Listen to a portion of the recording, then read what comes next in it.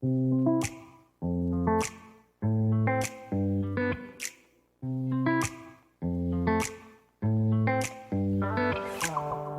welcome back, everybody. It's time once again to meet our community, the Hispanic business community here in Orange County, powered by the Orange County Hispanic Chamber of Commerce and Orange County's only community radio station, OC Talk Radio, with our host, Mr. OC. He's going to give you some information today. This is really stuff I don't really know about. That's right, son. We have another great guest with us, superstar community leader. Her name is Soledad Rivera. She's the manager and community relations liaison in the community for CalOptima Health, which is one of our longtime partners. And they're going to be supporting one of our huge events coming up, of course, June 29th, our Emotional Wellness Fiesta, which we will go into with special speaker, Mr. Trent Shelton. But more importantly, we want to welcome her to the show and learn more about her and CalOptima. Welcome, Soledad. Thank you so much. We're so happy to be here, and thank you for the opportunity to share this great information with the community. Yes, CalOptima is such a great, is it okay to call it organization? Yes. Great organization doing so much in the community. And I think there's a lot that we're going to share today that's going to benefit either yourself, your neighbor, or somebody that you know that can really benefit from all the services that CalOptima offers, right? Yes. And so first and foremost, as you all know that tune into our show, we like to get to know our guests a little bit here. If you don't mind sharing with us a little bit about yourself, where you're from, whatever you wish to share so we can get to know you a little bit better. Sure. Thank you so much again. And a pleasure to be with you, John. I'm originally from Santiago, Chile. As you said, Soledad Rivera is my name. And I've been in this country for over 30 years, so it is my second home. Chile? Chile. What kind of weather is in Chile? Right now, we're going into winter. Okay. Yeah, it's the opposite that here. So it's very similar to California, very Mediterranean type of weather. Nice. Where I live, it's very close to the mountains, so you can be in the snow in about an hour, or you can be on the beach in about an hour and a half. So it's very similar in here. So. Whoa. Yes, that is very similar because we Yes. can get to the beach and to the snow here pretty fast. Yes. Wow, that's awesome. And 30 years you've been in the country. Yeah. What all have you been involved in? What's your passion? What do you enjoy to do? Okay, so I have a background in public relations, but I enjoy working with the community. My passion is to help, and I think my passion is to do connection. I like to look what is missing for services for the community, and where do I find it, and how do I make that connection? Who has it? Who doesn't? And how do we get it to our members or our community in general? So when I came to this country, I worked in a couple businesses, run a couple businesses, and then I joined the school district when my daughter was born and she needed to start going to school. I did not understand the system. So in order for me to support her, I thought the best idea would be for me to work there. I ended up staying at Tustin Unified School District for 17 years. Oh, nice. I work at the different schools as a liaison, so serving the community almost as a social worker and assessing language for the newcomers, the children coming from other countries, and integrating them in the community and providing additional support. Tustin is dear to my heart. That's where we have our OC Hospice, of course, healthcare company. So we've been there 15 years, and it's a great community. I never knew this, but I guess Tustin, from what I was told once, for the size of the city, it has more businesses per square foot than like any other city because it's such a small city. Yes. And there's so many businesses. People don't realize. So if you've never been to Tustin, go drive around and you'll see there is so many businesses in such a small community. As well as nonprofits. Really? Yes, we I have didn't know so that. many nonprofits in Tustin Okay. as well. Yes. Okay. So after the district, I felt that I needed to learn a little bit more because I served so many students that were in difficult situations. I went and joined and managed the homeless system for the county for families. Oh, wow. I was there for about 2-3 years, and then I felt that I needed to learn a little bit more about health. So now I need education, I need homeless, and now I needed to connect the health. And I was lucky enough to find a great job with CalOptima Health and join an amazing team with the public relations, the community relations, and be able to serve our community. So I've been very lucky to able to work with amazing agencies, but most of it being privileged to serve many families and individuals in the community. Now it makes sense. I've gotten to know you a little bit and met you a little bit more. We sit on the same community Yes. committee. For the Mr. Jerry Almendez, of course, superintendent of Santa Ana. We've been able to run into each other a couple of times there, which is a great community leaders helping the school district, right? Yes. So that makes sense. That's a little bit of your background, right? Yes. Being involved with the school district. The school, I also work with, I'm a commissioner for First Five, and I was just appointed as the vice chair for the commission. So again, it's serving the community and how do we improve the outcomes for everybody with all the services we have a lot, but there's a lot of people that are not aware that we have it. So how do we make them aware? How do we allow this to support the children, the families, and make their lives a little bit easier, but at the same time, we're thinking our future. This is the people that are going to be here in our future, going to run our country. And that's one of the reasons why, as the Orange County Hispanic Chamber of Commerce, we love collaborating with an organization like CalOptima, so we can share with the community all the services that Medi-Cal has to offer. And we hope that through platforms, through our podcast, our social media, and of course our community events, that we can get the word out as far as all your services. So let's go into a little bit about CalOptima, if you don't mind sharing a little bit about what it is, the services. I know before the show we talked about how many people it serves. One of every 3 people in Orange County is served by CalOptima. We have about close to 1 million members right now in Orange County. 1 million members. Yes. Wow. That's pretty impressive. It is very great. And through communities and to agencies and to partners like the Orange County Hispanic Chamber of Commerce, we're able to connect our members with services and be able to spread the word about the many, because it's so hard to name all the services CalOptima has to offer. But we are a public agency. We manage the medical system, but we do not do the eligibility. That's not by the Social Services Agency. But we do manage the programs. So we have programs right now. We have several new initiatives, but one of the most important ones that we were talking about a little bit before is the medical expansion. If you're not familiar with it, medical used to be only for people they were documented in the country. And then a couple years ago, through one of the governors, I'm not going to say names of anybody, but it was open to children. Any children, not regardless of immigration status, could apply and be a member of medical, receive medical services. Wow. Then about a year ago, for anybody from 19 to 25, because before it's 0 to 18. Okay. So then we're expanding a little bit more. That's great. Last year, it was anybody over 50 years of age, up to 100 or more, regardless of immigration status. Over 100. Did you hear that, Paul? That's you. Because that's our community now. I'm close to 100. I like to mess with Paul. Wow, that is great. So it has gradually expanded to more services beyond certain ages. Yes. Oh, wow, that's great. So now this year is for anybody 26 to 49. Regardless of immigration status, again, as long as you meet the income eligibility. It's been an asset elimination before. If you had a checking account or certain funding in your bank account, you had a car, you had a property, that limited the access you could have to medical. Now that it's a barrier that is no longer there. So anybody can apply. And we want to make sure people are aware, because so many people are concerned about public charge. How is this going to cause trouble for me later on if I want to do my paperwork to be legally in the country? It is not. But I know there's a lot of misinformation out there. So we want to make sure people feel safe and comfortable and confident that this is services that we want to be prevented instead of ending up in the emergency room. Make sure you have the services every day, anytime you need them. And you make such a valid point, because I know growing up in Santa Ana my whole life as a kid, a lot of us as kids growing up were benefiting from Medi-Cal, right? And I knew our parents had this, like these sayings or these quotes of, we can only do this so long, they're going to come back and take our home, our cars. There was all this misinformation, right?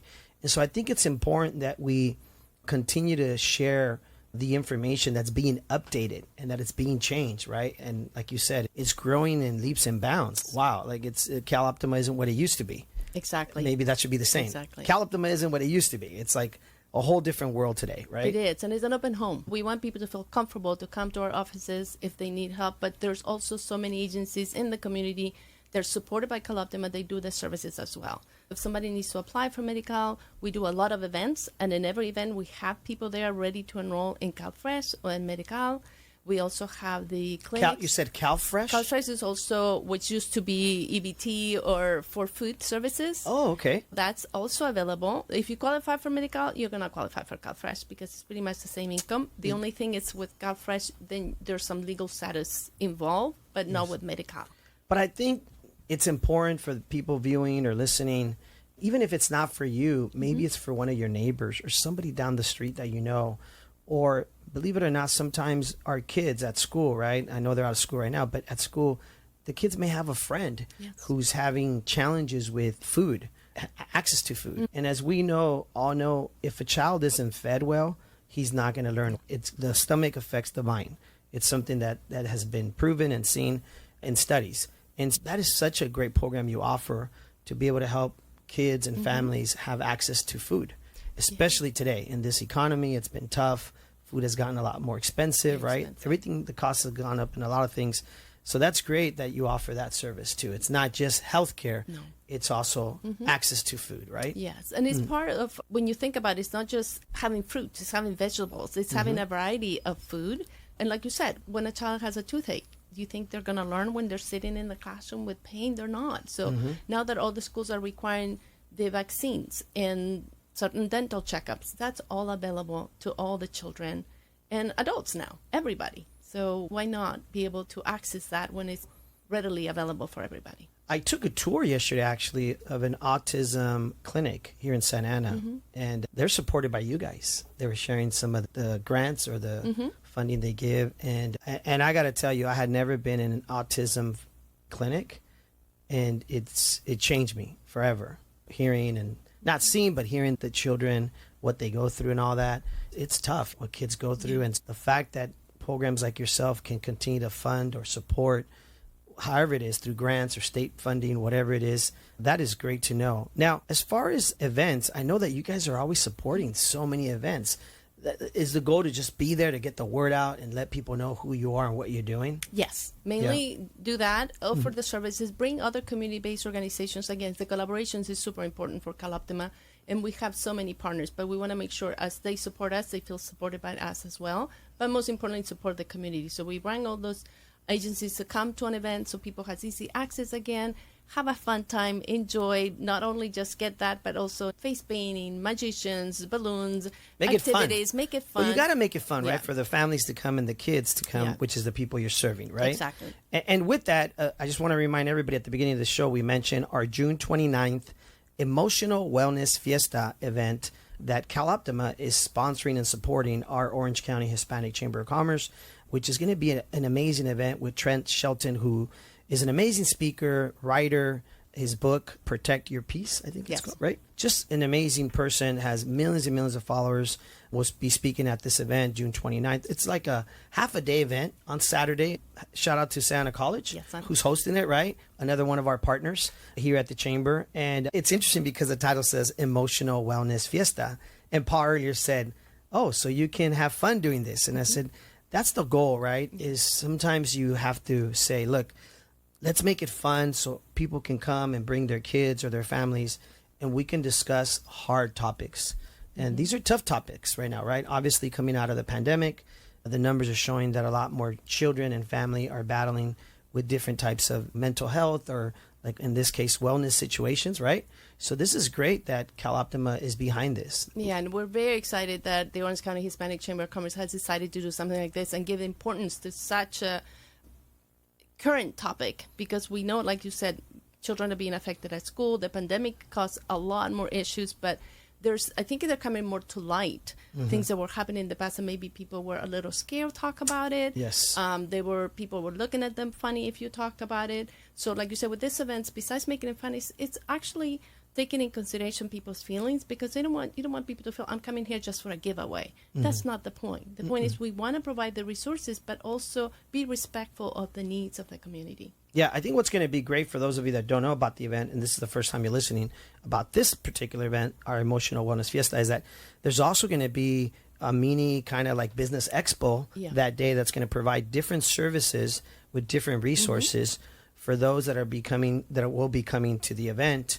They can have that resource for their loved one who's battling this, right? Just different ways to be able to help the situation, right? And they're going to be enrollers as well. So there's going to be medical enrollers there that day. So if anybody needs to ask questions or would like to learn more about enrolling for medical, they're going to be available there that day as well. Now, this is a private event. It's by invite only. So if you know anybody that would like to attend, leave us a message, leave a comment. Again, it is June 29th. In case you see this video after June 29th, it's important we mention the date. There is limited seating because it is at the college. It is at this big auditorium. But even though it sits 300 and plus people, it's not a lot when you have... There's been a lot of tickets that have been allocated to certain groups that are already dealing with these situations so they can focus on inviting that demographic group, right? And so 50 went here, 50 went there. And when you start distributing 50 here, 40 here, 30 there, it goes by pretty fast when you're thinking about 300 plus tickets, right? But if anybody listening or watching knows somebody who is, I guess you could call a caregiver, right? Yes. Of someone dealing with this situation, let us know, reach out, because even after the fact of this event, if you need the resources, we can still connect them to someone like yourself, right? Yeah, and In CalOptima has a behavioral health department. Yes. Has support for that. As we were saying earlier about the children, also something very important to mention is if a child or an adult has specific needs, like a wheelchair, like a ramp, a child has a specific asthma or allergies issues, there is funding within the medical part that they can cover those things for those children or those adults in need. So it's not just the medical, the dental, the behavioral. There's a lot more comprehensive support with medical. And I think that's where a lot of people don't understand that there's so many layers and services to what CalOptima does, right? And that's where you definitely want to reach out to one of your local clinics, right? Yes. That you're saying that can also help you apply for these services. Or they can go online, I'm sure, right? Yes, we have our website. We also have customer service. There's 24/7. We have nurses lines. So we have an array of phone numbers. But if they go to our website, they could find all that information in there, how to connect, and they're happy to answer any questions they might have.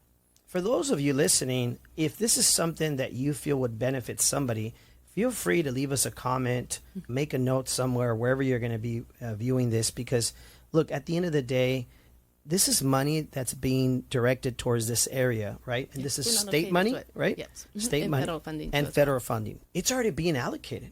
We might as well, utilize these services, right? Because that's important. Yes. From your end, right? Yes. As you're being allocated these funding. Exactly. Another initiative we have right now, which we know is super important, and we'll have a distribution this Friday at our building. This is going to be for agencies. So we did one for members, but this is going to be for agencies as there's a lot of a fentanyl crisis. Yeah. And we know we want to make sure people are concerned. They think it's, the stigma. It is because I'm not a drug addict. And that's not the case. There's so many people, accidental overdoses, whether medicines are very expensive right now. We have older adults buying medication online and comes laced with fentanyl. We have children buying Ritalin because they think I need to stay awake to study, and then it comes laced with fentanyl. So it's good to have. We are distributing something called Cloxat or naloxone. Ours is a little larger. It's 8 milligrams instead of the Narcan, which is 4. But we have it for all members, and now it's open to the community as well. So this Friday, we're going to have an event in our building where it's open to community-based organizations to come and get it, and then they can distribute to their members and to the community. Because at the end, it isn't whether you are doing drugs or not. At the end, it's saving a life. Yeah. Community-based, does that mean like clinics, basically? Clinics, any nonprofit organization, anybody that works with the community. So we're going to be open. There's a link for them to register so they can come and they can take as many as they want because we want to make sure it's available. So we're working with different cities, colleges, schools districts, again, nonprofits, homeless shelters, that they're going to come and receive it. And in every event that we have now, we also have we provide a little bit of a video for people to learn because people get scared. If I administer, I might get in trouble. So it's a Good Samaritan law in California. That's not going to affect you. It doesn't do anything. If you give it to somebody who's not having an issue with an overdose, nothing happens. It's the educational part as well, so people feel comfortable. I carry it on my purse all the time. You never know when something could happen, and you can save somebody's life. Oh, wow. It's not just for the sole purpose of somebody who's using it. It's more for an emergency situation. That's very interesting. Yes. And that will be this Friday. What time? It's 9 to 1. 9 to 1. Actually, 9 to 2 in our building. In your CalOptima, building, yes. which, if many of you don't know, it's City of Orange. City of Orange, right? right And behind it's the block. Right behind the block. Outlets. When we were growing up, it was called the city. Yes. And then the block. And now the outlets. And now the outlets. It was so funny. Somebody at an event the other day mentioned that. He goes, wait, is it still called the block? But yes, it's right off of State College, right? And the 22 freeway? The 22 freeway. So this, again, this is for agencies, not for individuals this time. But any event that we have, then people, regular members or non-members, can receive it as well. And then I'll go into our back-to-school event, which will have some distribution of naloxone. Yes. You also have a back-to-school event coming up. Yes. When is that? Very excited. It's going to be August 3rd, and this is our second year. of having Congratulations. a back to Yes. school event. So very excited. We're determining the site right now. Okay. But we will have backup distribution, helmets, shoes, food, diapers, and an array of other services as well. We'll have enrollers for medical. We're very lucky to always have our partner social service agencies. They come with about 20, 25 enrollers that are there to support the community. Again, enroll in medical or CalFresh. And then other events, activities for the children. We are going to have the ducks there. They're going to do games for the kids. Nice. We're hoping to have a couple other, I don't want to say yet because they'll be surprised, but a lot of fun activities for the children. Wow, I want to be there. Let's go. This sounds like a fun event. You're invited for sure. I'm there. No, this is what's beautiful about these organizations in our community. Obviously, we're so proud and honored to have you guys as partners of our Orange County Hispanic Chamber of Commerce, because even though the show is only 30 minutes, and we've actually covered a lot in 20 minutes, Paul, a lot of services, right? But that's what it's about. It's about you, the listeners, you, the viewers, learning about all the services that CalOptima has to offer. Paul has a question. Go ahead. Can I mention one that somebody came in on one of our other shows last year and talked about that I would never associate with CalOptima? CalOptima is a health organization, but one of the things they do for the health of the community is help people. Is it housing assistance somehow? I don't understand the program exactly what you do, but that's a new initiative that you guys are taking on? Yes, it's called CalAIM, and it's going to have another name as well. And we do It's have called what? AIM. CalAIM. So that's this. Okay. It used to it's be a that? longer. It has a longer name, but Okay, that's the short that's version the of short it. version Okay, of it. CalAIM. Okay. And so within CalAIM, we have 14 different programs, and 3 of them had to do with housing. Oh, wow. And one of them has to do with housing navigation. If a family is going through a rough time with either losing their home or they were already in shelter, so they get connected with an agency that can help them navigate the system. It's very hard to talk to the landlord and look at what you can qualify for and the applications you have to do. So there will be a navigator to help them assist with that. There's a housing deposit. So within that program, they can pay for the deposit for the housing, and then housing stabilization. So you have somebody working with you for up to a year, making sure you can maintain. So they look at your budget as a case manager. It could be somebody, again, we have case managers within CalOptima, but most of them are subcontracted with agencies. They have the experience in working on the housing. But all those different initiatives that we have are related with the social determinants of health, because we know in order to be healthy, you have to live in a place that is mentally as well. You have to have good food. You have to have a job. You have to have clean water. So we have to look at all those things. And CalOptima is looking at the person as a whole, not just, oh, you need a doctor, and that's all we're going to look at. I thought that was amazing, because you're really looking at health in a bigger vein, like the events coming up that you're talking about. It's not just about, I need a doctor to fix something. I'm sick, or I've got a broken leg or something here. And that's a big part of it. Medical expenses are skyrocketing. But it's your mental health. Housing has become very tough. Let's be real. Housing has become very tough for many people. The cost of it, right? It's just skyrocketed. Everybody wants to live in Southern California, Orange County. I often tell this to my boys, because we live in Irvine, but I grew up in Santana.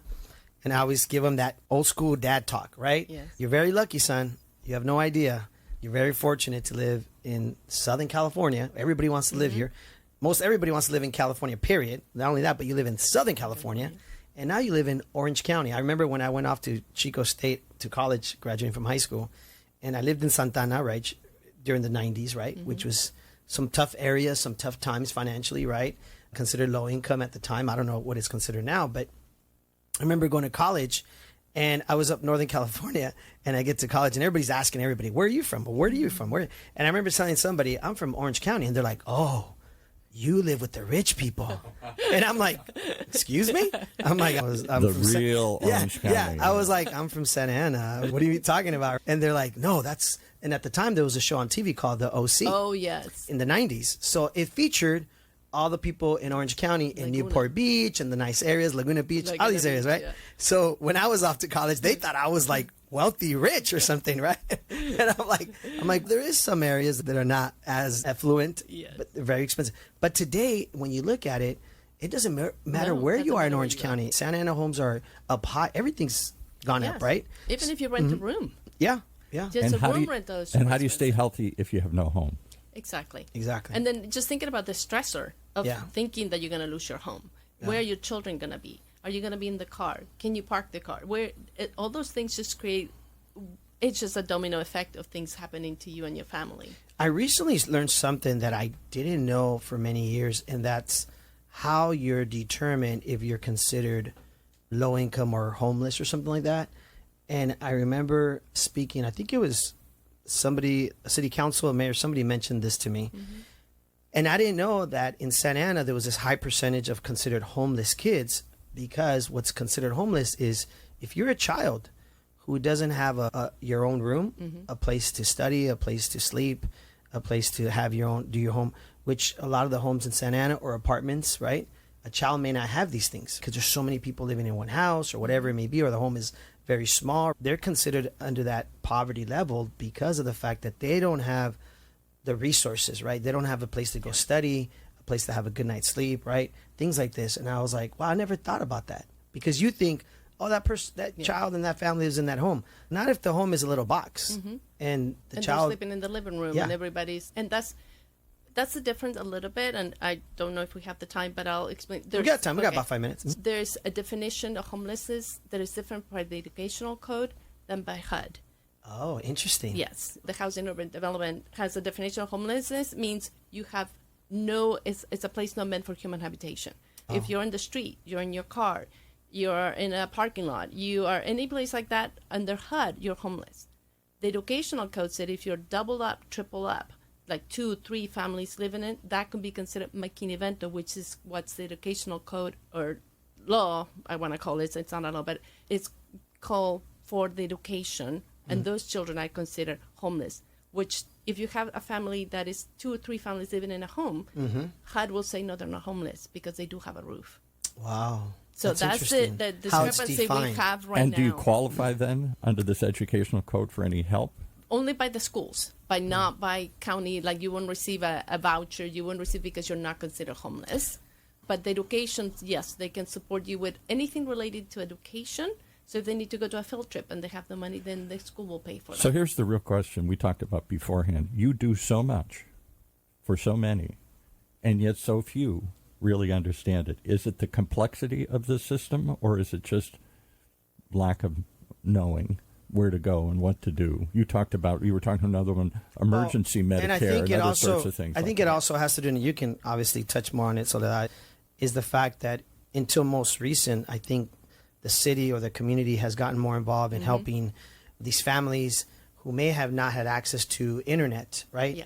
They don't have cable, right? So it's not like you can communicate with people on, let me send them an email. Email blast doesn't work if you don't have internet, right? Exactly. And so I think during the pandemic, a lot of this came to light, right? Yes. That so many of these kids were stuck at home, but didn't have internet, or there was no line of communication, right? And you can share more on that, Yeah. right? It's difficult to communicate with certain communities when they don't have these resources. How should we communicate with you? How do you want people to reach out and learn more about you? Is it through you? Is it through the website? Is it through community events? All of that? All of it. Everything you name. We have our customer service lines. They can respond to it. They can connect with us. They can go to the events. They can connect to the agencies. And I think, like you said, that's a little bit what's the confusing part too for many families too, because you don't want the families to have to repeat their story 20 times every time they go to an agency. It's true. And so you're trying to be trauma-informed care so they don't have to do that. But at the same time, that's what we're trying to build, a system that is a little bit more fluid. So if you go to one place, you should be able to connect that family with all the services they need. So give us that's some what we're working sites on. and numbers, your number, other numbers. What do you want to give out here? No personal numbers. It's okay. Take it easy, Paul. Give us your personal We don't cell want phone. everybody calling poor Soledad. She's going to get a million texts as she walks out of here. A million phone calls. I really get a lot of She's calls. like, Paul, take it easy. There's a 1-800 number you call Yeah. when you go to the website, So, right? yes, exactly. There's a 1-800 number at the website. We're for talking sure. about a million people already being So serviced. give us some numbers. Give us some places to go here. Where do we go? Give us a phone number. Well, Our website. You go to the website, yes. right? You go to our website. All the numbers are listed Which there. is what? That's where What is the website? the CalOptima.org. Okay. CalOptima.org. That's what I was Yeah. looking for. Yeah, sorry. CalOptima.org. Yes. Okay. I just want to really quickly share that these services do matter.